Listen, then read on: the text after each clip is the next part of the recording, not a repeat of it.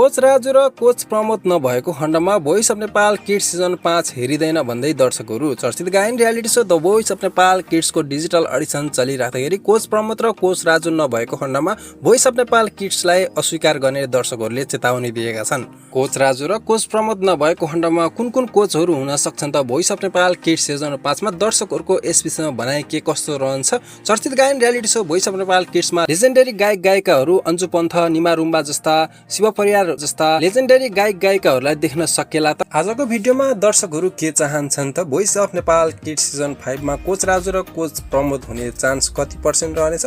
यस विषयमा चर्चा अनि परिचर्चा हुनेछ।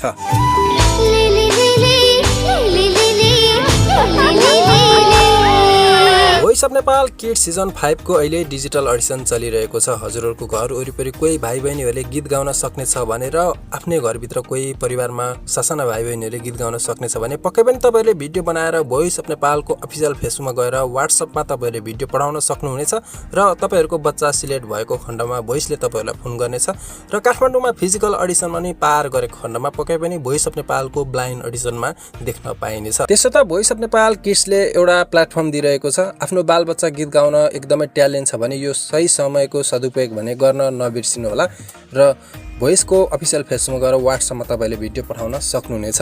अब कुरा गरौँ voice of Nepal kids season 5 मा देखिने सम्भावना र नदेखिने सम्भावना विषयमा। चर्चित गायन रियालिटी सो भोइस अफ नेपालको इतिहासमै एकदमै डिमान्डेड कोच भनेर चिनिने कोच राजु र कोच प्रमोदलाई चिनिन्छ। कोच राजु र कोच प्रमोद भोइस अफ नेपालकै इतिहासको डिमान्डेड कोचको रूपमा चिनिन्छन्। कोच राजु र कोच प्रमोद आफ्नै व्यस्तता कारणले voice of Nepal kids season 5 मा नदेखिने सम्भावना धेरै जसो बढेको छ। उनीहरू व्यस्त गायक भएकाले विभिन्न ठाउँहरूमा कन्सर्टमा पुग्नु पर्ने भएकाले voice of Nepal kids season 5 लाई उनीहरूले समय दिन नसक्ने भएकाले कोच राजु र कोच प्रमोद नहुने सम्भावना छ भने दर्शकहरूले भने voice of Nepal kids season 5 मा कोच राजु र कोच प्रमोद नभएको खण्डमा भोइसलाई नै बहिष्कार गर्ने चेतावनीसम्म दिइरहेका छन्। तर भोइसले अफिसियल रूपमा अनाउन्स नगरेसम्म कोच राजु र कोच प्रमोद हुने सम्भावना भने 40% सम्म हुन सक्छ। कोच राजु र कोच प्रमोदलाई भोइसले समय मिलाएर भोइसले साइन गरेको खण्डमा पक्कै पनि voice of Nepal kids season 5 मा कोच राजु र कोच प्रमोद देखिने सम्भावना पनि छ र दर्शकहरूले कतिपयले भनेका छन् भने कोच राजु र यदि कोच प्रमोद भएनन् भने लेजेन्डरी कोचको भूमिकामा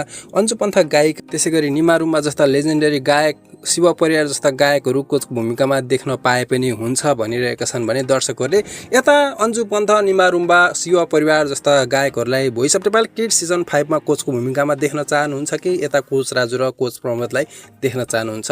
यता कोच खेम, कोच मेलिना नेवा भन्ने फिक्स नै भइसकेका छन्। भोइस किड्स सिजन 5 मा कोचको भूमिकामा देख्ने लगभग पक्का छ भने तपाईँहरू कोचको भूमिकामा यसपालि कोच राजु र कोच प्रमोदलाई देख्न चाहनुहुन्छ कि अन्जु पन्थ यता र निमा रुम्बा, शिव परिवारलाई देख्न चाहनुहुन्छ? कमेन्ट गर्नुहोला र आजको भिडियो मन पर्यो भने च्यानललाई सब्स्क्राइब पनि गरेर जानुहोला है त।